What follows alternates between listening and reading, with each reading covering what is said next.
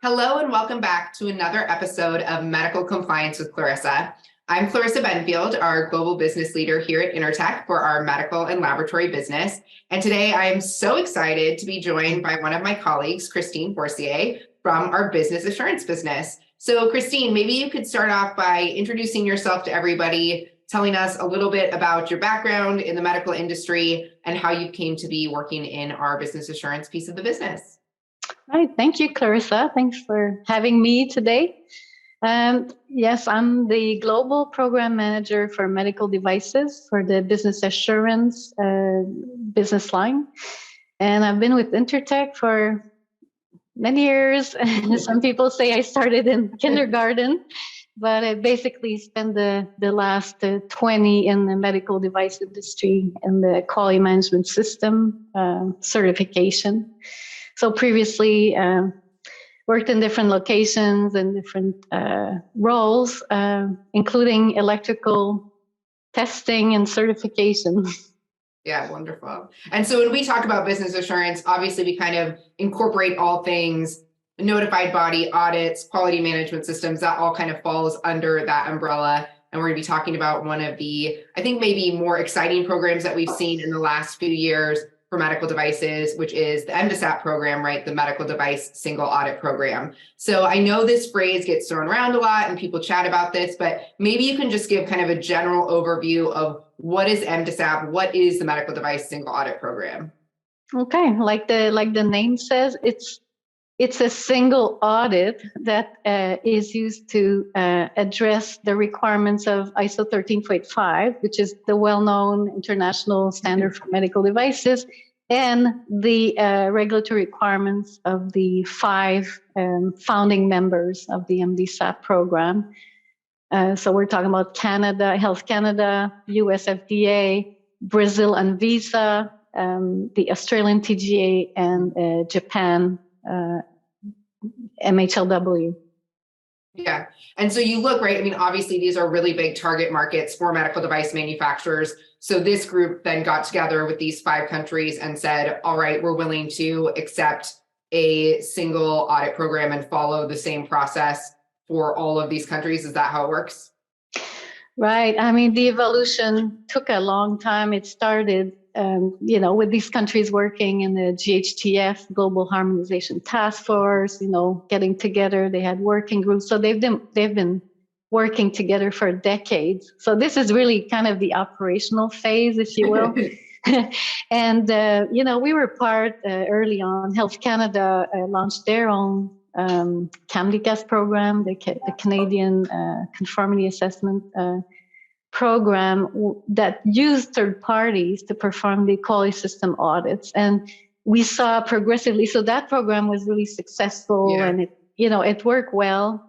And then we saw progressively other regulators attend these CAMCAS meetings between the regulators and the auditing organization. And especially FDA, I would say in Australia, we met with them even under the CAMCAS program, and they started, being interested in working more closely. So even at the end of the CAMCAS program, we saw, some observations, some of them witness audits, and they kind of dovetail into the MDSAP, the creation of the MDSAP program. So we're talking about decades of work on convergence and, cooperation between these regulators. Yeah, which makes it a really exciting time then now, of course, for medical device manufacturers who can benefit from this program. So if we look at it from the perspective of a manufacturer, what does it mean for them? What are the steps that they have to take in order to get certified under this MDSAP program? Okay. Well, first of all, there's a list of approved, we call them AOs, so auditing organizations. We're one of them, obviously. So the way it works is a manufacturer needs to approach us and apply, give us the information so we can actually figure, first of all, do we have the scope or the competence? Can we deliver the services? It's kind of a contract review phase. Also, we figure how much time we would need to spend on the audit. So once we resolve that, the contract phase, then it goes to scheduling an on-site audit. Okay. And that initial audit is done in 2 phases, stage 1, stage 2. I can explain more. So typically there are nonconformities, so that, it's very rare that we perform an assessment and there's no finding to address. Once the manufacturer has responded, resolved it with a corrective action, then we issue a certificate that's valid for 3 years. And this is subject to annual surveillance audits and a renewal audit, recertification audit before the certificate expiry. And then we start another cycle. So it's a 3-year cycle. I see. Yep. Okay. So when you talk about the initial kind of certification audit piece, you have the first portion, and then you have the second portion. Is that because you're having findings, or are you looking at different things during those 2 phases or in those 2 steps?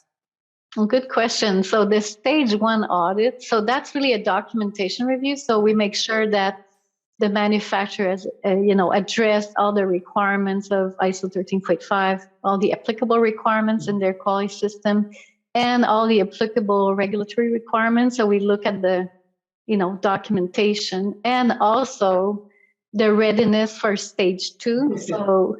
So it's as much like making sure the manufacturer is ready to go through certification, and as much as are we ready? Do we have the proper team, the competence, the locations? So it's really a preparedness for the second phase.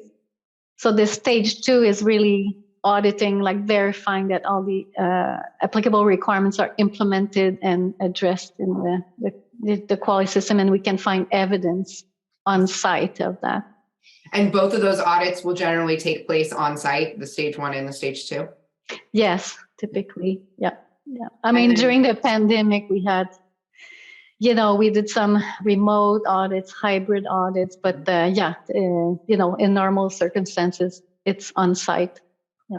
And what are we looking at as like a general timeline between when you do a stage 1 and a stage 2? I mean, typically, I would say it's, maybe a month, could be up to 90 days. Some companies are really aggressive and they accept the risk of doing a back-to-back stage 1, stage 2 audit. But in that case, I mean, they have to be really sure that they're ready. But typically, could be a month or 2 between stage 1 and stage 2. All right. And then, as you said, then the audits then become annual after that. Exactly. Yeah. So you're prepared to be audited once a year. So I think the other thing too that's really interesting, kind of when we look at the medical devices market right now and everything that we're seeing with regulatory changes, right? We're just constantly being inundated with regulations changing in different geographies. Does that impact the program and how it operates as we see these different regulatory updates and changes? Oh, that's a good question, right? So because we follow we call it the MDSAP audit approach. So there's and that's it's available, it's publicly available. It can be used as a checklist, but that audit approach is updated as regulatory requirement changes. So for example, Canada had changes to their post-market surveillance requirements. So the model was updated, or the audit approach, I should say, was updated to reflect that. And it's definitely one of the key areas we look at, when we audit manufacturers, is how did they keep up? How did they, how did they stay aware of the changes? How did they update their quality system to implement the changes? So it's definitely a key area we look at during our audit. Right. I think now so more than ever, right, as I mentioned, right, with so many regulations just constantly changing and getting updated slightly and, having similarities, but a lot of differences, right? It's a lot to keep up on for manufacturers. And then, of course, on our side as well. Absolutely. So I think, another thing that comes up, and we've seen this question before for manufacturers. So you have these 5 countries that are participating as part of the MDSAP program. What if I only want 3 of the 5 or 4 of the 5 or 1 of the, is there requirements or rules about how you can apply, within the different limitations of the countries that participate? Another good question. We get that all the time. So you cannot pick and choose. So basically, the program applies. You have to address, as a manufacturer, when you're in the program, all the applicable regulatory requirements are in the scope. Okay. So wherever you sell your products, we're going to look at these regulations. And, the other way around, like sometimes companies apply to us and they say, oh, I intend to sell my products, say in Canada. And then, we go through certification. They haven't done it. They can't. It's a chicken or egg situation because they need our certificate to apply for a license in Canada. But then we come back a year later for the annual surveillance and they still don't have a license. And then the second year, they still don't have a license. So then in that case, after within a cycle, the manufacturer should obtain or sell products in the country, the jurisdictions. Otherwise, we would take it off.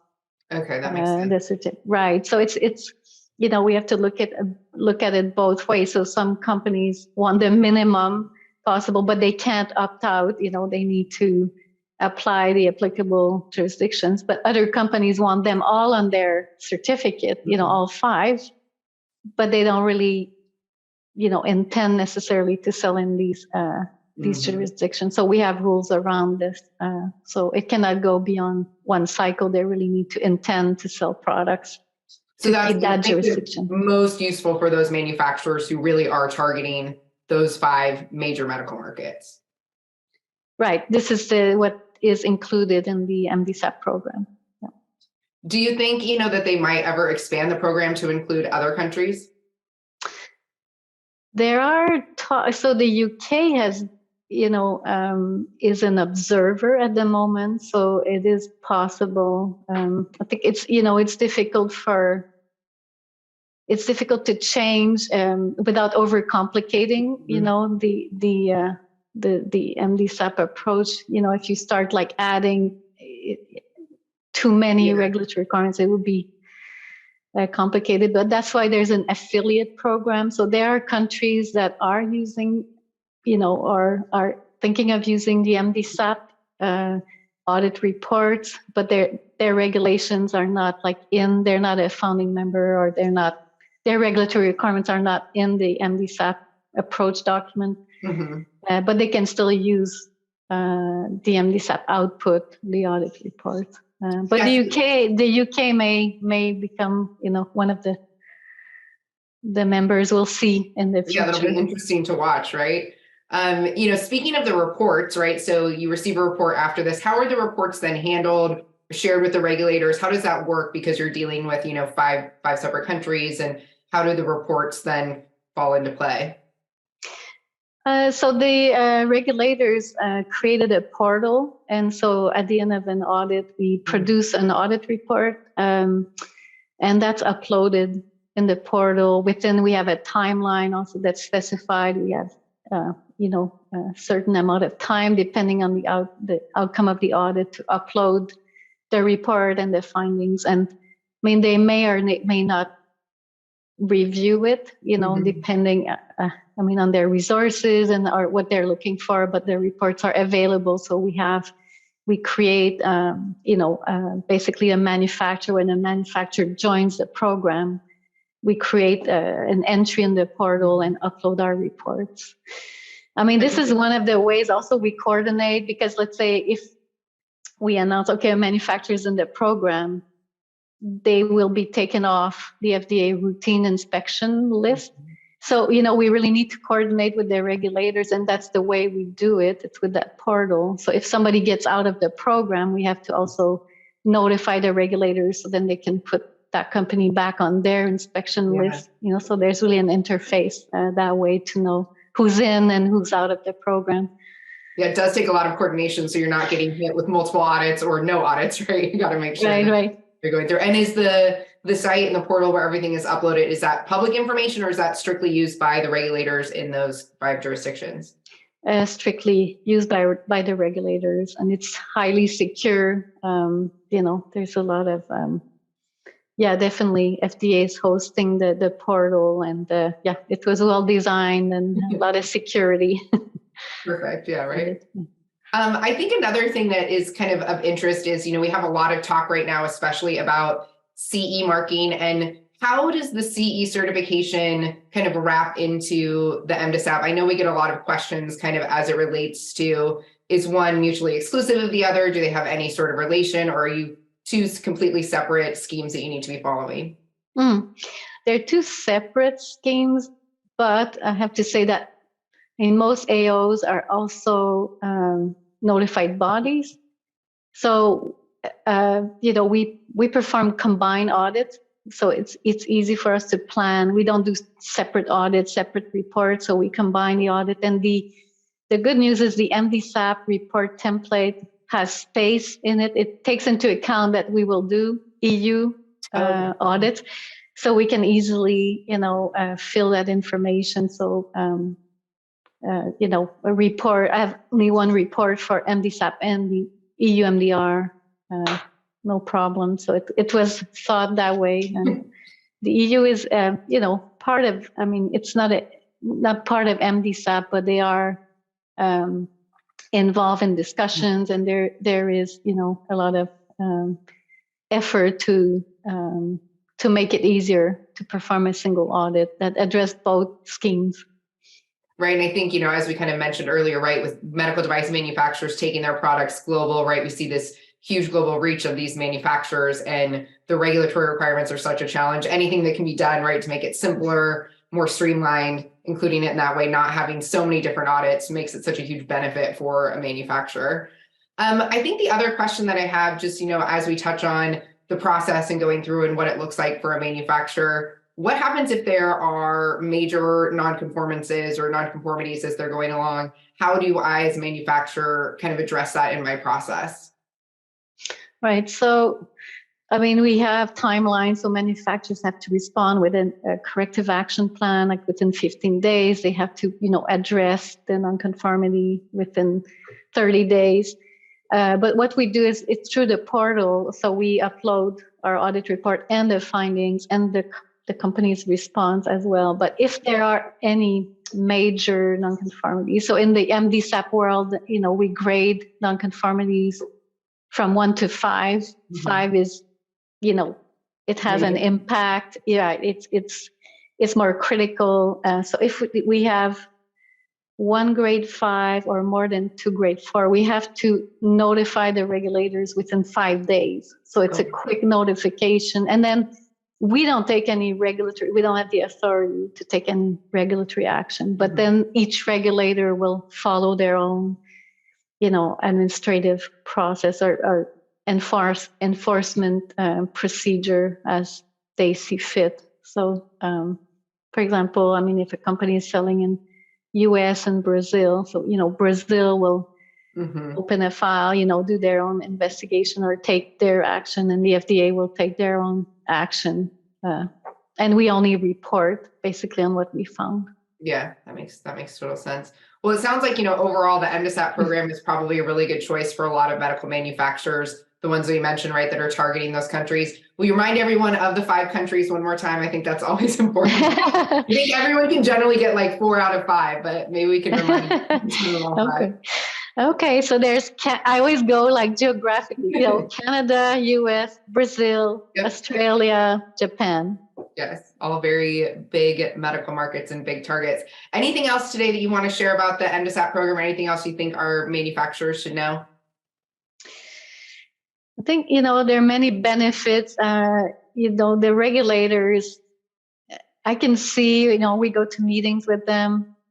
They really do want the resources to be better utilized. They do want to reduce the burden on manufacturers. So the intentions behind, the program are really legitimate and positive, I think, for the world. And there are many benefits for manufacturers. There's a frequently asked question document on the website. So you can, everybody can access all the MDSAP documents, even the approach. I was talking about the MDSAP approach.